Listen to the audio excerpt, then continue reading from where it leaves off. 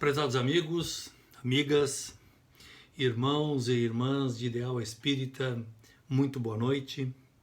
É com muita alegria que mais uma vez aqui nos encontramos virtualmente para dialogarmos, mesmo sendo um monólogo, né? Mas é um diálogo fraterno, uma exposição, como costumam dizer, sobre um tema extremamente importante à luz da doutrina espírita, que o nosso irmão Renato me convidou para que falássemos sobre por que o espírita não teme a morte. É uma questão muito delicada, né? Afirmar que o espírita não teme a morte. Obviamente que a partir de 18 de abril de 1857, quando Allan Kardec, no Palais Royal, Galeria d'Orléans, no coração de Paris, lançou a obra basilar da doutrina espírita, com 500 e poucas perguntas, me parece que são 510 na primeira edição, e que a partir de então, quando do lançamento foi então tirado o túmulo, ou melhor, tirado do túmulo as tampas, e foi visto que ali dentro apenas os despojos materiais estavam ali. Porque o espírito que habita o vaso carnal não falece, não morre. Somente a roupagem, o vaso, como costumamos brincar e dizer. Então, desta forma, com seus parcos 163, se não me falha a memória, 167 anos, 57, 163, de existência da doutrina espírita, nós começamos então a entender um pouco mais e conviver, a aceitar a ideia de uma forma mais livre, não nos apegando tanto a essas questões materiais que o mundo nos oferece, e em partindo desse princípio, vamos reconhecendo-nos como espíritos e temendo menos a morte. Lembro-me de uma passagem com relação a temer ou não temer, que Chico Xavier, saudoso e querido Chico Xavier, perguntado se ele temia a morte. A pergunta era bem essa. O repórter perguntou a ele se ele temia a morte. E o Chico, do alto da sua humildade, porque sabia que e entendia que esse nível de compreensão acerca de um tema tão curioso, temerário, tratado pela humanidade, ele disse que não, ele não temia a morte, não. Mas não tinha pressa nenhuma de passar dessa para o lado de lá. Porque aqui ele tinha certeza o que estava acontecendo. Agora, do lado de lá, ele não saberia. E o inverso também é verdadeiro. Quando nós estamos na erraticidade, e o desafio ou a necessidade de voltarmos à carne é como se nós estivéssemos morrendo, abrir aspas, morrendo numa linguagem muito materialista, que em mergulhando na argamassa celular nós temos, como bem sabemos, o advento do esquecimento de tudo que nos é registrado. E aí nós adentramos. Muitas vezes, aqueles espíritos mais simpáticos, mais afins, mais carinhosos para conosco, chegam até nós. Tem certeza que tu queres voltar? Tem certeza que tu queres abdicar da verdadeira vida para ingressar novamente na vida material?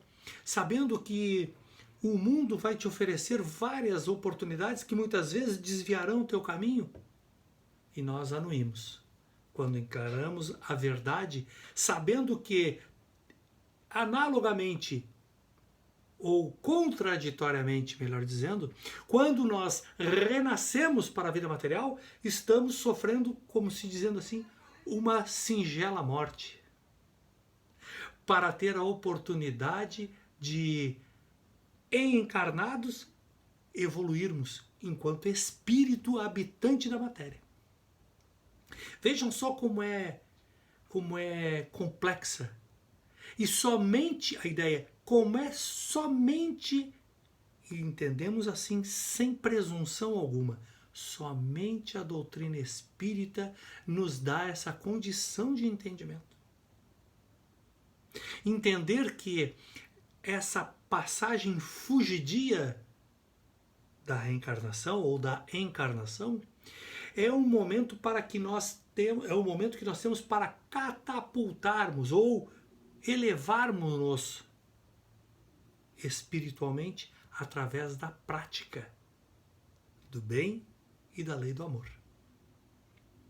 Quando nós morremos, numa linguagem de materialidade, quando nós morremos, nós estamos sim nos libertando. Muitos poderão, que nos assistem e nos ouvem, dizer assim, mas como é fácil falar, né? É verdade. Falar é fácil. A exemplo que o Chico nos disse. Não tenho medo, mas não quero partir para lá agora não. Quando chegar a hora, eu tenho que estar maduro o suficiente espiritualmente para ter as benesses de um despertar tranquilo do lado de lá. O que seria a benesse do despertar tranquilo? É quando nós, a exemplo de Rainha de France, que faz uma mensagem no Evangelho segundo o Espiritismo, dizendo no capítulo 2 que o meu reino não é desse mundo, ela falando das dificuldades que ela teve e de relacionamento quando esteve aqui encarnada e quando passou para o lado de lá. Ela reconheceu aqueles que ela precisou ajudar e não ajudou em condição superior à dela, espiritual e moralmente. Então, sabendo dessas informações que Allan Kardec nos traz acerca da valorização daquilo que nós realmente temos que ter com relação à vida material e à vida espiritual, valorizemos sim essa questão material para que nós alcemos voo, por assim dizer, mas não esqueçamos que esse alçar voo ele é espiritual. Espiritual no sentido da imortalidade do espírito e não da finitude do corpo. O corpo falece, o corpo envelhece, o corpo se esvai, o espírito não. Sabendo disso, vamos trabalhar cada vez mais para que esse temor, se ainda existe, seja o menor possível, para que quando nós despertarmos, como falamos agora há pouco, ter um despertar mais venturoso, quando nós despertarmos do lado de lá, possamos estar mais libertos do que quando de lá saímos. Ou mais liberto de quando lá chegamos em outras vezes pregressas. Muito apegado à materialidade, ainda por vezes, com certeza, sofremos os reveses da materialidade e do egoísmo, da vaidade, sem reconhecermos-nos como de fato somos, espíritos imortais. A questão da morte, então, ela é relativa. O medo, ela é relativo ao nosso amadurecimento, o nosso conhecimento. Como fazê-lo? Como vamos entender, então, e aceitar de maneira coerente, sem, numa linguagem bem própria, bem natural, sem forçação de barra, a tua espírita, tu não podes temer a morte. Quem disse? Eu sou espírita, mas nem por isso sou perfeito, longe disso. pelo fato de me reconhecer espírita, eu já inicio sabendo que o verdadeiro espírita, como nos diz Kardec, é aquele que esforça-se para conter as suas más inclinações. Não é aquele que sabe os 28 capítulos do Evangelho, as 1019 ou 1018 perguntas, dependendo da edição, de O Livro dos Espíritos, e assim sucessivamente. Não. É aquele que esforça-se para conter as suas más inclinações, e nós, pretensiosamente, vamos colocando algumas coisas que vão nos obrigando, ou nos colocando como desafios, que vai nos esclarecendo. Além de esforçar-se para conter suas más inclinações, também deveremos de nos esforçar para clarear as nossas ideias. A cumprir, talvez, o que o capítulo 17 do Evangelho segundo o Espiritismo, falando sobre o homem de bem, que nós possamos cumprir, se não todas, algumas dos predicados que torna o espírito um homem de bem. Vamos ver o que nos fala também a obra O Céu e o Inferno, que nos diz assim: embora que nós saibamos, né, que a finitude do ciclo da vida, ela é material, ou seja, ela é inevitável, acabamos de dizer isso, o espírito envelhece, falece. E um acontecimento certo, sem dúvida alguma, para todos.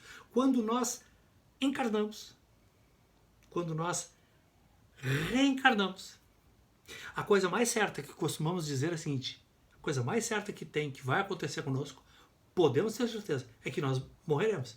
Nós desencarnaremos. Correto? O que vai passar nesse período entre o nascimento na carne do espírito até o seu desencarne é o nosso livre-arbítrio, é o nosso comportamento, é o nosso modo de vida, são os nossos desafios, são as nossas colheitas de plantios pregressos que estaremos fazendo agora e estamos fazendo agora. Agora, isto será novidade. Agora, a desencarnação, ela é certa para todos, para o rico, para o pobre, independe de cor, independe de credo, independe de tudo. Tudo. E eu costumo brincar aqui na minha família, eu acho que eu já comentei com você certa feita, que é uma família muito eclética em termos religiosos. Nós temos espírita, temos ateu, temos à toa, temos evangélico, temos católico, temos todos.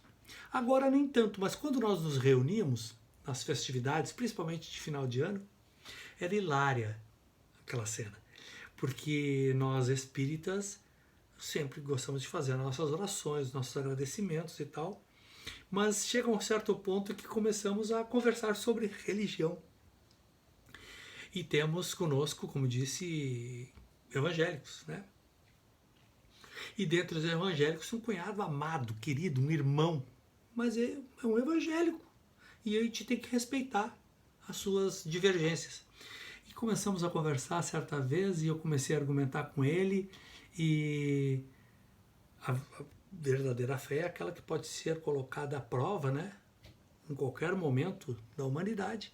E eu comecei a conversar com ele e ele começou a contrapor e eu contrapondo, coisa e tal. E eu vi que eu não ia conseguir demovê-lo e não é essa a minha intenção, afinal de contas, esse também é um dos atributos que nós imaginamos que nós não temos o poder de mudar as pessoas, né? Não temos. E aí eu disse a ele, bom, vou fazer o seguinte, quero fazer um trato contigo, pedi para todos pararem, vamos fazer um trato, eu e fulano de tal aqui. O primeiro que chegar do lado de lá, quando eu disse desencarnar, e ele disse morrer, eu disse, então tá, quando nós morrermos, o primeiro que chegar do lado de lá vai procurar o outro. E aí nós vamos ver quem está certo. Nós falando sobre a vida após essa vida agora. Arregalaram os olhos e começaram a rir. Mas o desafio está lançado. O desafio está lançado e toda vez que eu falo com ele, nós falamos isso, esse fim de semana nós conversamos, e eu disse a ele, olha, não esquece do nosso trato. Tu não te faz de rogado. Tu não foge de mim, porque eu vou te procurar.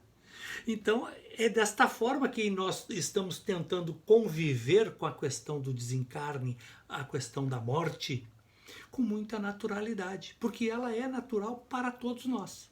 E nos diz ainda assim que o temor da morte é um sentimento que ocupa e acompanha o ser humano. O ser humano ocupa. Muitas pessoas ficam fazendo a corrida atrás do tempo, porque o tempo está se esvaindo e não se sabe o que vai acontecer, mas nós não sabemos. Não sabemos. Mas o conhecimento, ele é importante. O conhecimento de que existe, além da matéria, a vida, isso nos deixa mais tranquilos. E isso é a doutrina espírita. Ou algumas religiões reencarnacionistas. Mas os hindus, lá para lá da Índia e tal, começaram, os chineses também, mas que começam a entender com maior acuidade, com maior naturalidade. E que essa passagem de estado, de condição, haveremos de fazer mais cedo ou mais tarde. Agora, um dos X da questão, que são vários X, e só tem, e a 18 de abril de 1857 foi lançado o dogma da doutrina espírita. Porque eu quando iniciei na doutrina espírita, me dizia assim, a doutrina espírita não tem dogma. Tem um dogma, que é a reencarnação. O que seria o dogma? É tudo aquilo que é tomado como uma verdade inquestionável, em termos religiosos. E a reencarnação é o dogma da doutrina espírita. E que, em conhecendo, em vivenciando e pensando sobre a morte, pensando sobre o desencarne, nós vamos nos aplainando as ideias. E os medos e os temores vão se arrefecendo. Porque ninguém vira anjo quando desencarna, bem como também não vira demônio quando desencarna. Somos nós. Somos nós sem essa roupagem carnal. Mas levando todos os atributos e todas as virtudes e todos os defeitos que nós somatizarmos e colocarmos em nosso coração. Vejam como é importante viver no mundo, mas não se escravizar pelo mundo. Viver como um ser encarnado, viver como nos diz o capítulo 17 do Homem de Bem, viver como homem de sua época, mas não deixar que a época aprisione o homem. Porque assim, quando nós chegarmos a nossa hora, que é a grande questão, quando chegar a minha hora, que estado eu estarei? Em nível de evolução, de compreensão. Quantos, como dizia Jesus, vá e reconcilia-te o mais rápido possível com o teu inimigo. As pessoas não entendiam, e hoje, à luz da doutrina espírita, nós começamos a entender que era um convite que Jesus estava fazendo e um alerta, porque nós poderíamos ser chamados para voltar para casa espiritual assim. E se nós tivéssemos deixado, ou se nós deixarmos alguns penduricalhos de relacionamento, alguns penduricalhos, para não dizer outras coisas, ou coisas mal resolvidas, com muita possibilidade de acerto no que vou dizer agora, nós estaremos alimentando o mundo dos espíritos obsessores. Talvez até nós, nos tornando um obsessor de um espírito encarnado, ou até mesmo voltando para a casa espiritual, vamos nos reencontrar com alguns espíritos que não são simpáticos a nós, porque nós também não temos como imaginar que sejamos simpáticos e amigos de todos, e lá nos encontraremos com os nossos obsessores, ou nos tornaremos obsessores. Então vejam como é delicado. Aí é importante esse alinhamento de ideias, de comportamento, no que tange ao relacionamento com o nosso semelhante. Para que quando nós, então, de fato, recebermos a oportunidade da libertação do corpo, ou melhor, libertação do espírito, despojando o corpo, saiamos leves, límpidos e leves. Então Kardec nos fala na obra O Céu e o Inferno, no capítulo 2º, no item 4, temor da morte. Me permitam fazer a leitura e vamos refletindo acerca. Nos diz Kardec, para se livrar do medo da morte, é preciso conseguir encará-la como é realmente. Isto é, pelo pensamento, penetrar no mundo espiritual e assim compreendê-lo o mais exatamente possível. Pelo pensamento, mas como eu vou pensar? Aí vem aquilo que muitos nos convidam a fazer de forma tranquila e serena. Reflexão, meditação. Meditarmos sobre a vida é meditarmos também sobre a morte. Isso, nos diz Kardec, dará ao espírito encarnado, nós, certo desenvolvimento e certa aptidão para se separar da matéria. E isso, a compreensão, a meditação, vai dar ao espírito encarnado, ou seja, a alma, que é o espírito encarnado, o desenvolvimento de certas aptidões para se separar da matéria. Ou seja, não ser avaro, não ser egoísta, não imaginar que tudo termina com a morte. Não. Para aqueles que não estão suficientemente adiantados, ou seja, ele já está nos dizendo que nem todos os espíritos que estão encarnados estão no mesmo nível evolutivo e de compreensão. Para aqueles que estão suficientemente adiantados ou esclarecidos, a vida material tem mais importância que a espiritual. Desculpa. Para aqueles que não estão suficientemente adiantados, se apegam muito mais às questões materiais do que à espiritual. O homem que se apega às aparências, ou seja, à materialidade, só vê a vida do corpo, enquanto a vida real está na alma. Volto a dizer, a alma é o sinônimo de espírito encarnado.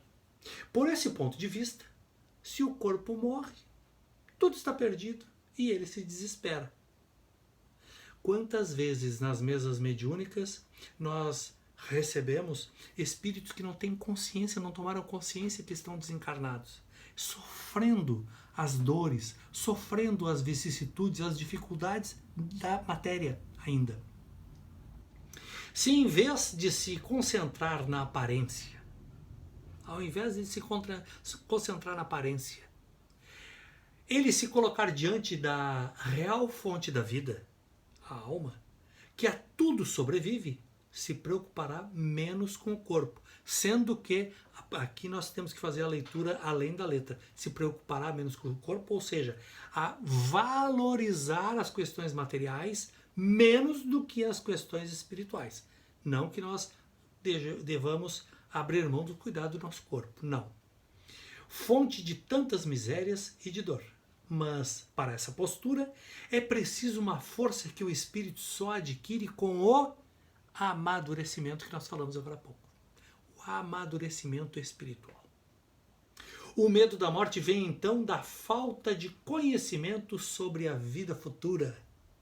Mas é um sinal da necessidade de viver e do receio de que a destruição do corpo seja o fim de tudo. Esse medo é provocado pelo secreto desejo da sobrevivência da alma, ainda que velado por incerteza. Tudo que é desconhecido para nós, ele nos causa temor.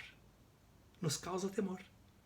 Então, essa questão da morte, ela é, enquanto nós não nos aprofundarmos no entendimento do desencarne do espírito e reconhecermos e aceitarmos com coerência, com inteligência, com lucidez, nós sempre traremos aquele tremelico, como diz o outro, aquele medinho.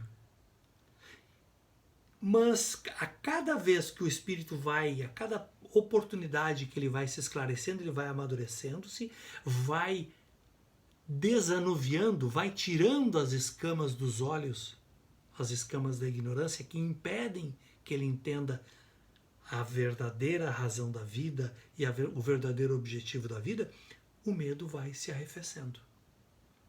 O medo então diminui à medida que a certeza se forma e desaparece quando a certeza se completa. Nós não temos, eu não tenho, a capacidade de conviver e dialogar com o meu espírito guia. Eu o pressinto muitas vezes próximo a mim, mas eu não o vejo, não o conheço. Diferentemente de outros espíritas com um cabedal de conhecimento e de experiência, espíritos mais amadurecidos. E esses dizem, quando perguntado, eles não dizem assim, eu tenho certeza, porque já penetraram nos meandros da desencarnação e foram já orientados, foram esclarecidos acerca desse tema. Então são esses que estão hoje nos representando em grandes palestras. Vamos falar de Divaldo Pereira Franco, por exemplo, que ele diz que não tem dúvida. E seria até estranho Divaldo Pereira Franco, o maior divulgador da doutrina espírita no mundo, dizer que tem medo da morte. Mas poderia dizer. Mas se nós temos como modelo e guia Jesus, e é a essa perfeição que nós atingiremos, a perfeição relativa, e é aquele modelo que nós chegaremos a ponto D, por que não nos esforçarmos a exemplo do nosso irmão Divaldo? E começar a estudar, que ele outro dia estava comentando, com 93 anos, ele não para de estudar nunca. Sempre estudando, sempre estudando. E nos completa então esse ensinamento, esse esclarecimento, Allan Kardec dizendo: eis o lado providencial da questão, ou seja, do medo da morte. Não deslumbrar o homem cuja razão não esteja suficientemente preparada para uma perspectiva muito positiva e muito sedutora no futuro, a ponto de fazê-lo negligenciar o presente necessário ao seu progresso material e intelectual. Então, dessa forma, nós encerramos esse monólogo, como falamos, né? Mas que serve para nossas reflexões e para entendermos o porquê que o espírita não teme a morte. Ou não deve temer a morte. Se ainda o teme, esforça-se, estude, busque sintonizar-se com o seu guia espiritual que todos nós temos. Aprenda, aprofunda a sua leitura além da letra fria. Busque entender, questione, junte grupos. Se hoje não podemos, temos a internet que hoje nos possibilita encontros com um grupo de trabalhadores e estudantes espíritas. Nós fazemos assim em nossa casa para falar sobre mediunidade. E falar sobre mediunidade é falar sobre morte. É reconhecer a vida além da vida material. Desta forma, meus irmãos, eu espero ter colaborado um pouco que seja para que todos nós, esse que vos fala, vocês que nos assistem, possamos nos tornarmos mais esclarecidos, mais maleáveis, mais afeitos às leis que são imutáveis, que são as leis de Deus. Esse Deus, esse Pai que é todo amor e bondade, que a cada oportunidade, a cada dia, melhor dizendo, nos dá a oportunidade de refazer o nosso passo. Façamos a nossa parte. Sejamos nós os verdadeiros espíritas autênticos, esforçando-nos para conter as nossas más inclinações, respeitando a individualidade de cada um sob a ótica religiosa, entendendo que a morte não é nada mais, nada menos do que uma transformação de um estado, passando de um estado material para o estado espiritual, que é a verdadeira vida. Muito obrigado pela oportunidade. Muito obrigado, Renato, pelo convite. Que a paz de Jesus esteja sempre, sempre entre nós. Muita paz a todos.